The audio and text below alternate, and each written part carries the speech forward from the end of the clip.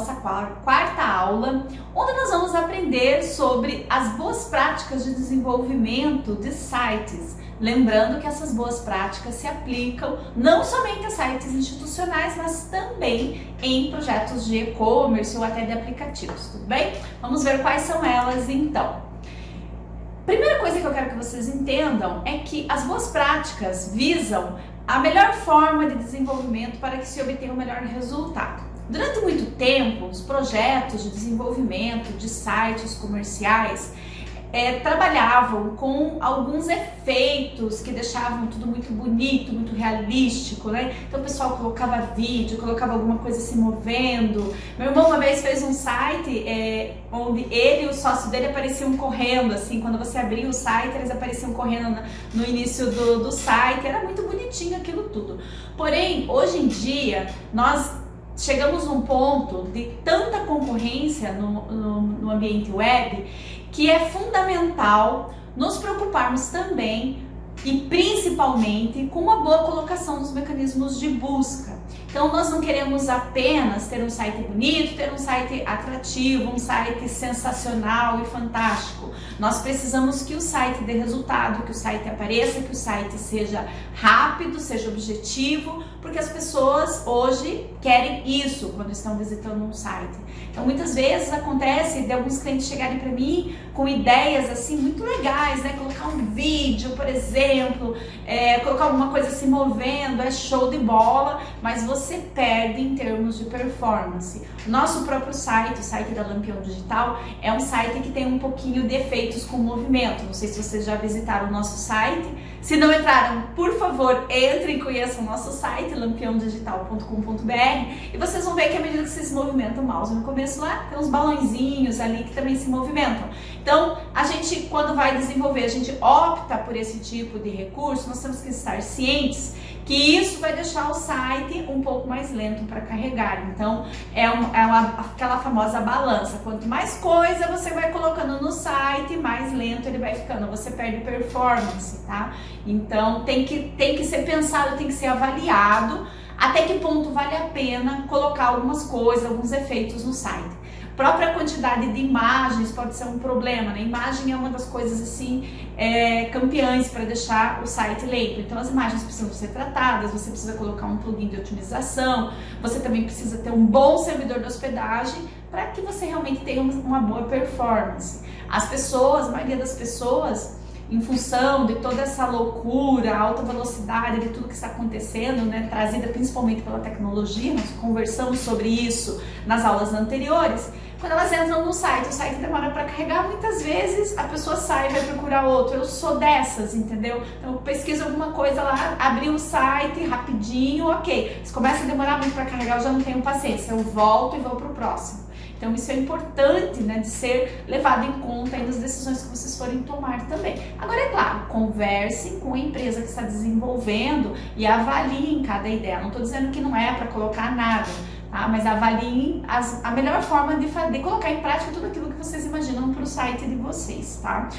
Hoje nós estamos vivendo uma época assim, bem minimalista em termos de design, ou seja, vamos colocar a menor quantidade de coisas possível no site para que ele seja realmente o mais leve possível, tá bom? Muito bem. Primeiro detalhe sobre boas práticas é a responsividade. O que é responsividade? Deixar um site responsivo significa que ele, ao ser aberto por um computador, por um notebook, ele vai ter um formato, porém, ao ser aberto por um aparelho de celular ou por um tablet, ele vai se adaptar à tela desse celular ou desse tablet.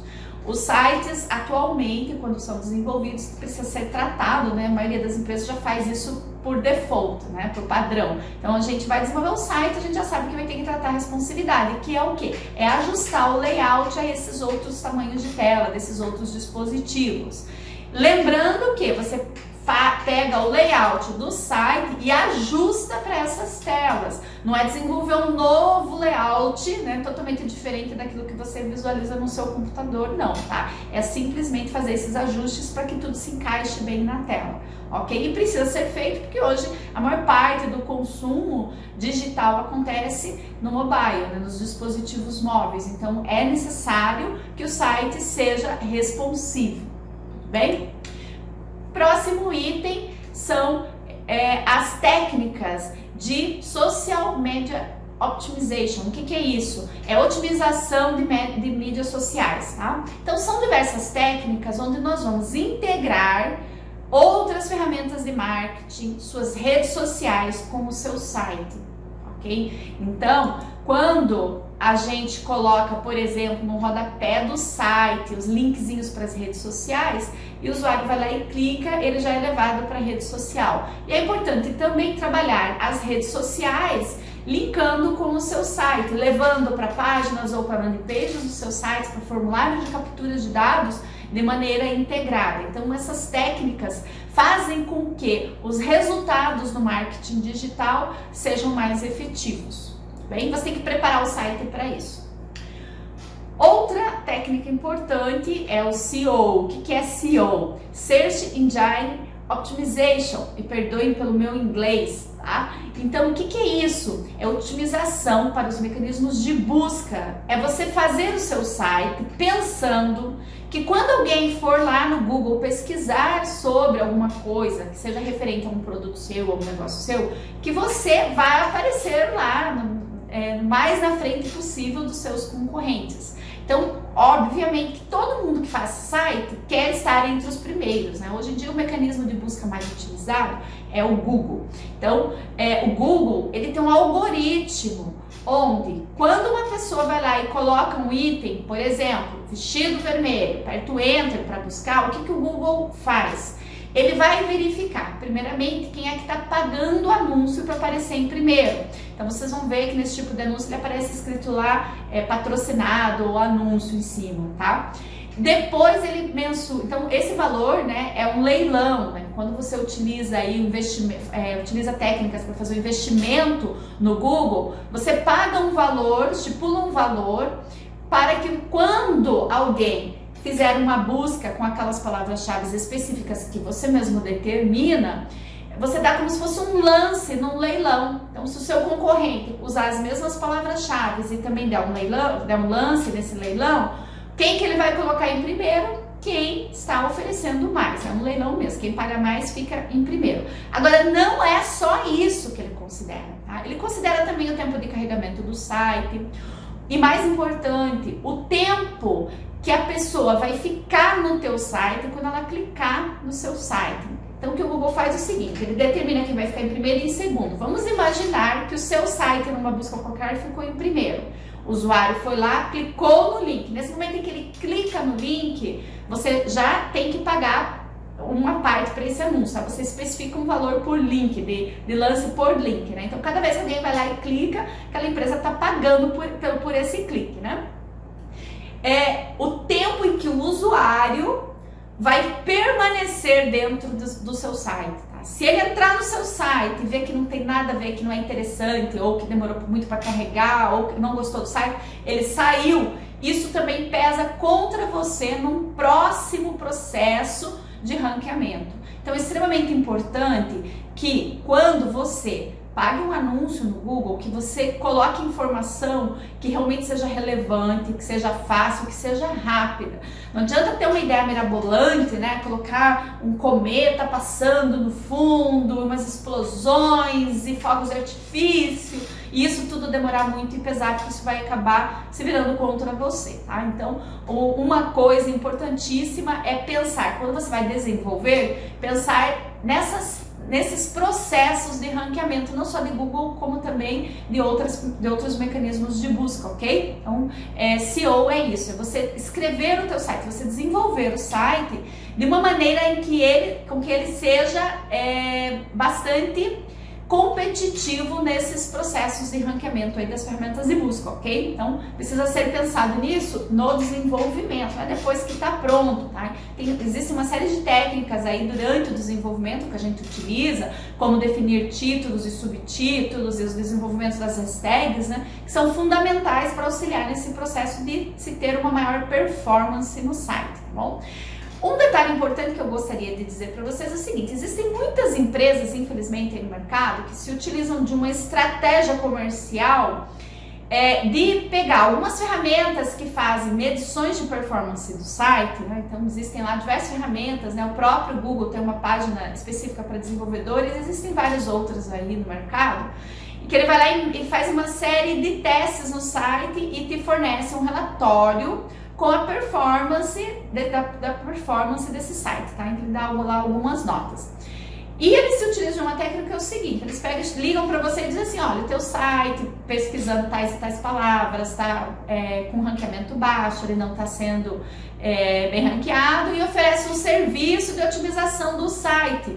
Mas, na verdade, quando você vai ver o que eles estão querendo, o que o contrato que eles te apresentam faz é desenvolver um novo site, uma nova identidade. Infelizmente, já vi alguns casos, inclusive, que eles pioram, né, as notas do site. Tá? A performance acaba piorando. Então, tem que ser bem analisado, né? Quando vocês forem mudar totalmente o layout do site, isso é uma coisa que tem que ser feita com muita calma, tá? Não pode ser aplicado um layout de qualquer jeito num site, não. Então, de novo, já comentei antes sobre a diferença entre web designer e designer. É importante que o profissional que desenvolva o layout seja um web designer, não apenas um designer. Não estou desmerecendo o design, não. A questão é que ele tem que entender de design para o ambiente web. Ele tem que conhecer essas técnicas de desenvolvimento web para que ele realmente utilize isso na hora de desenhar aí o layout, o design do teu site. Então isso é extremamente importante também. Outra coisa extremamente importante no processo de desenvolvimento é a definição de se o seu site vai ou não ter uma página de blog com artigos, tá? Então, os blogs eles sofreram um pouco de preconceito nos últimos tempos, porque por causa das blogueiras e dos blogueiros. Então, às vezes, quando eu apresento isso para um cliente meu, ele fala, não quero isso porque eu não quero ser blogueiro. Vejam, o blog, o que é um blog, tá? Um blog é um espaço onde você pode, no seu site, publicar notícias. Então, não é simplesmente, né, colocar qualquer informação ou fotos lá. Você vai escrever ali artigos, de preferência, técnicos ou de interesse do seu público. Aqui é fundamental que você conheça muito bem o perfil do público que você quer atingir, porque você vai escrever esses artigos para eles, né? Então, por exemplo, se eu tenho uma empresa de consultoria em processos, né, eu vou pensar quem são os meus clientes. Meus clientes são pessoas que têm empresas que querem melhorar os seus processos. Então, eu vou escrever artigos que falem sobre isso. Agora, o erro que muitas empresas cometem aí quando estão definindo seus artigos de blog coloca um título bem atrativo para o artigo, mas quando vai escrever, fica apenas vendendo o seu próprio serviço, fica falando do seu serviço. Então, por exemplo, né, eu coloco lá um título, como melhorar a gestão do fluxo de caixa de uma empresa. Só que quando eu vou escrever o artigo, eu falo assim, contrate a minha empresa, eu vou te ajudar a melhorar o seu fluxo de caixa, eu vou utilizar algumas ferramentas e seu fluxo de caixa vai melhorar, porque é mais saudável para a sua empresa, porque se você não tem uma boa gestão, você pode ter problemas, e eu cobro só isso, assim, assim, assado, eu trabalho assim, assim, dessa forma. Veja, eu estou vendendo o meu serviço para você, estou tentando vender o meu trabalho para você. Eu não estou falando como é que você pode realmente melhorar o fluxo da sua empresa, o fluxo de caixa na sua empresa. Então é importante que você defina títulos atrativos, a gente costuma chamar de títulos matadores, né, que realmente atraiam o seu público, mas o texto ele tem que realmente se falar sobre aquilo que você se propôs no título. Então quem clicar ali num anúncio, num eventual anúncio, por exemplo, quando ele abrir a página realmente tem que falar sobre aquilo, para que ele leia, porque se ele entrar e ver que não é nada disso e já sair, isso não vai ser bacana para você, nos seus resultados aí com a ferramenta, tá? Então tem que cuidar, tem que elaborar bem.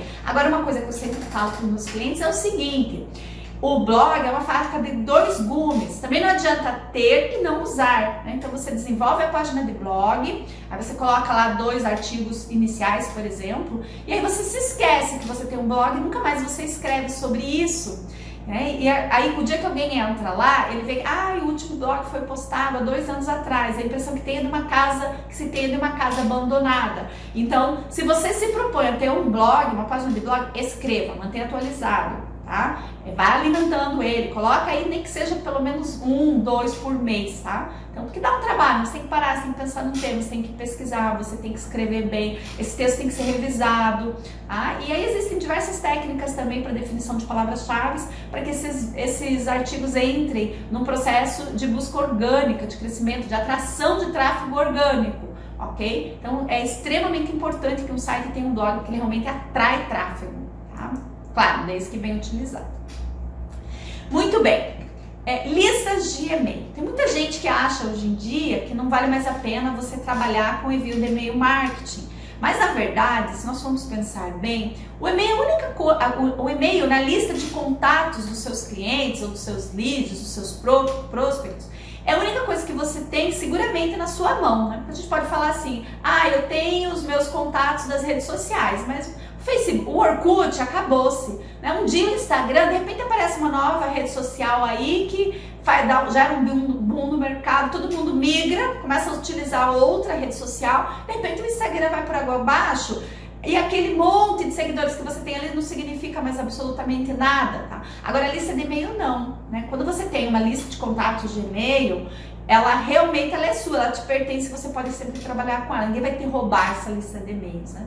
E não estou falando aqui da gente trabalhar com envio de e-mail marketing no formato de spam, estou falando aqui de você ter uma seção no seu site, né? Por exemplo, uma landing page, que ofereça alguma coisa para o cliente em troca do seu contato, que ofereça para ele o envio, por exemplo, dos artigos do blog, assim que eles forem publicados, aí você faz o envio por e-mail. Se for uma informação que realmente interessa aquela pessoa, ela vai querer continuar recebendo.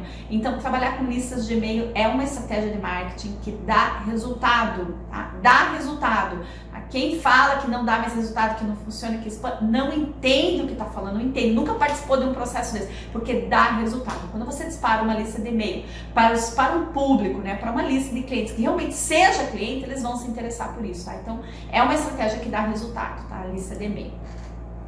Comentários, vocês podem, por exemplo, nos artigos do blog, abrir uma seção para as pessoas comentarem sobre aquele artigo, ok? Então, isso é bacana também. Agora, é claro, é interessante que vocês coloquem uma opção para que aquele comentário seja publicado após você ir lá dar um ok nele, né? Porque de repente até alguém da concorrência mesmo pode entrar lá e fazer algum comentário com uma má intenção e isso pode acabar se virando contra você. Então tem que pensar em tudo, né? Quando a gente está desenvolvendo, a gente tem que pensar em todas as ferramentas, em tudo de bom que cada ferramenta traz, em tudo de ruim que traz também, para que você meça caso a caso quando é que você vai utilizar. Eu digo assim, artigo de blog é bom ter. Agora, se você não vai conseguir alimentar ela com frequência, se você não quer investir em pagar de repente para uma empresa, ficar desenvolvendo artigos e alimentando com frequência, aí é melhor não ter, tá? Então cada caso é um caso diferente que precisa ser muito bem pensado. O que é necessário é que você analise todos os prós e contras, tudo que vai trazer de bom, tudo que pode trazer de ruim. É necessário muita conversa com a empresa que vocês estão contratando, ok?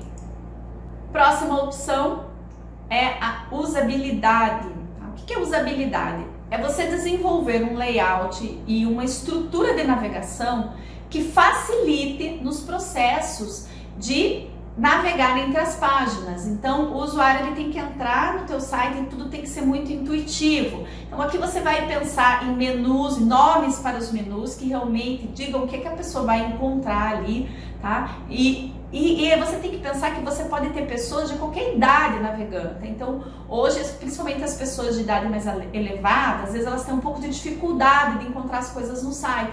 Você precisa pensar que o teu site tem que servir para qualquer pessoa, de qualquer idade, tá? Então, a usabilidade, que é a facilidade de uso, também precisa ser pensada. Tem que ser simples e direto. Nada de pôr um monte de página, um monte de etapas até você chegar ao destino final. Tem que ser tudo muito rápido e prático e simples. Logomarca em site. Já atendi empresas que chegaram e pediram para colocar uma logomarca desse tamanho no começo, no cabeçalho lá do site, né? Então, quando você abre o site, você já vê de cara aquela logomarca gigante que já ocupa um pedaço ali enorme da tela e depois vem as outras informações. Gente, faz parte das boas práticas de desenvolvimento, colocar logomarca de site. Observe por padrão, as maiores marcas aí no mercado. Ela é pequenininha do lado esquerdo superior, lá no cabeçalho, ela fica lá, ela é um detalhe. O objetivo do site não é ficar divulgando logomarca, tá? O objetivo do site é falar sobre a empresa, apresentar os produtos, a logomarca é um detalhe. A identidade visual toda do site, todas as cores, as fontes, as imagens, elas têm que ser escolhidas combinando com a identidade, com as cores, né, da identidade visual. Então, não queiram, né, não precisa colocar uma logomarca gigante no site, ela tem que ser um detalhe. E aqui eu volto a falar para vocês da importância do design pensar nas ferramentas web que vocês vão utilizar. Eu já atendi algumas empresas, por exemplo, que tinham já uma logomarca, que era um desenho gigante e um monte de frase, texto escrito embaixo. Quando você joga isso num cabeçalho de um site, fica com aquele cabeçalho gigante ocupando muito espaço na tela, tá? Então a logomarca tem que ser simples, o nome já diz, logomarca, né? Uma imagem pequena e simples, e coloca ela pequenininha no canto esquerdo superior. Você pode colocar também ela no rodapé. Aí depende, se você quer muito colocar a logomarca grande em algum lugar, coloca ela na página sobre nós, e de repente você até fala sobre os conceitos da sua identidade visual. Mas aqui na página principal não, até porque, lembre-se, né, quanto mais imagem, mais lento, maior o tempo de carregamento do site, então não é legal também, tá? Publicidade. Você pode criar no seu site alguns espaços para colocar publicidade de produtos e até lucrar com isso. Só pense o seguinte, muitas pessoas não gostam de ficar vendo tanta publicidade, tá? Então vocês tanto podem vender esses espaços para outras empresas divulgarem seus produtos e serviços dentro do seu site, por exemplo, tá? E você também pode colocar anúncios seus nos sites de outras empresas. Então, só cuidado para não ter mais publicidade no site do que informação relevante, ok?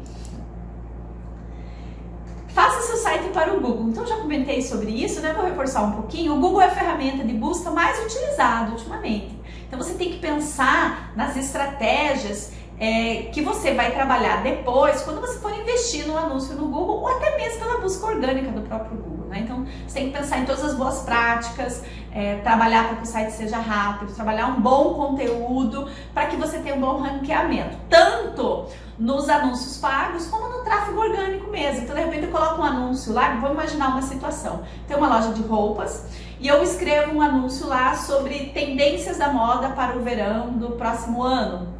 E de repente tem alguém lá que está pesquisando sobre isso, tendências da moda, ela está procurando um produto da minha loja, ela acaba entrando no meu artigo do blog, ela vai ver várias informações lá, ela acha bacana aquilo, e de repente ela acha tão legal aquilo que ela resolve navegar nas outras páginas, acaba vendo um produto e de repente compra alguma coisa. Por quê? Porque aquele artigo te atraiu aquele cliente. Então é extremamente importante que vocês pensem no Google quando forem desenvolver o site. Analytics, gente. O Google Analytics é uma ferramenta gratuita da própria Google que serve para você monitorar o tráfego no seu site. Então, não é uma ferramenta muito simples, muito fácil, não diria que ela é complexa, mas ela é bastante extensa, ela requer uma série de configurações, ela tem muitos relatórios, mas ela é sensacional, porque ela vai mostrar quantas pessoas entraram no teu site, da onde elas são. Ela mostra uma série de informações sobre as pessoas que estão navegando, em quais páginas elas navegaram. Então você consegue identificar o que as pessoas estão buscando, o que as pessoas estão achando, quanto tempo elas estão passando no seu site, e com isso você consegue ir melhorando o seu site, considerando aí as práticas dos seus próprios usuários, né, dos seus próprios clientes que estão navegando no seu site. Então vale a pena aí, tá? E é gratuita. Então, e tem muita gente que infelizmente não sabe da existência do Analytics e acaba não utilizando. Então é extremamente importante aí que vocês utilizem também, até para saber, né, o resultado que esse site está dando e de repente mudar alguma coisa, tá? Backlinks. Backlinks é o seguinte, tá? Apesar do nome ser meio chatinho, mas ela é uma coisa extremamente simples. Link, o que é um link? Né? Um link é quando você coloca uma palavrinha ou um desenho que quando você clica, leva a pessoa para outro lugar, para outra página, ou até mesmo para outro site. Então, existem dois tipos de backlink em sites, tá? Os externos e os internos. Qual que é a diferença? Os internos é quando dentro do seu próprio site você coloca links para que ele mude de uma página para outra, tá? Então eu estou num artigo, aí eu comento alguma coisa e falo, leia mais sobre isso, clicando aqui. Aí você clica, ele vai para outro artigo e a pessoa fica navegando ali dentro das páginas do seu próprio site, no seu próprio domínio, tá? Então os backlinks internos é isso. quando de dentro do seu site você está jogando o cliente para outros pontos, tá?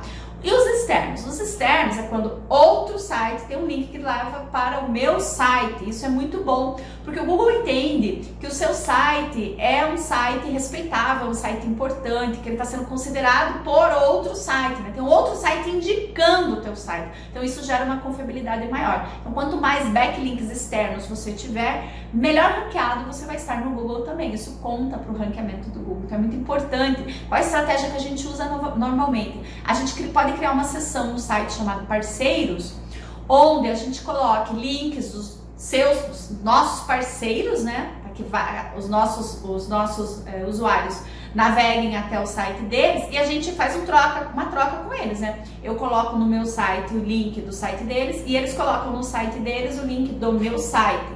Tá? Então, simples fato da existência desses links externos já conta, já é suficiente, tá? Não precisa ninguém clicar e vir para o teu site, não. O fato de existir, ele já conta positivamente.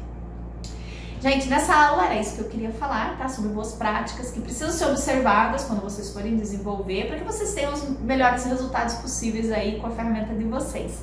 Na próxima aula, nós vamos começar a falar sobre e-commerce, né? São sites para venda. Então, quando a gente fala aí em estoque, em produto, em pagamento, né, de várias formas, então nós estamos falando de e-commerce, ok? Então, espero vocês na próxima aula. Até mais!